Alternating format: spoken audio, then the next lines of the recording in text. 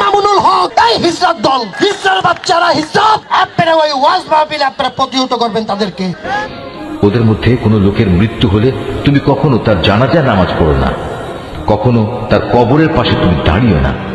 কেননা এ ব্যক্তিরা আল্লাহ তাআলা ও তার রাসূলের সাথে কুফরি করেছে, এরা নাফরমান অবস্থায় মরেছে।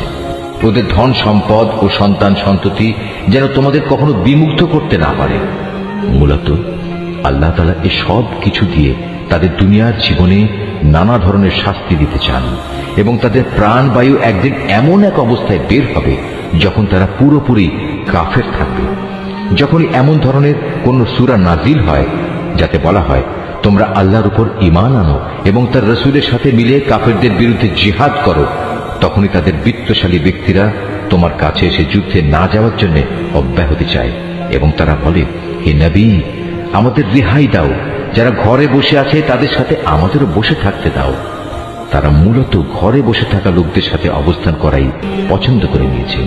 তাদের অন্তরে মোহর মেরে দেয়া হয়েছে, ফলে তারা কিছুই বুঝতে পারে না।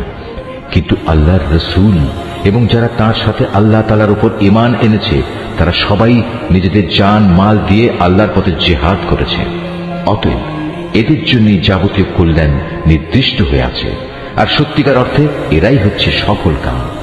এর বিনিময়ে আল্লাহ তাআলা এদের জন্য এমন এক সুরম্য জান্নাত প্রস্তুত করে রেখেছেন যার পাদদেশে ঝর্ণাধারা প্রবাহমান, সেখানে তারা চিরকাল থাকবে। বস্তুত এ হচ্ছে সর্বোত্তম সাফল্য। ওজরকামী কিছু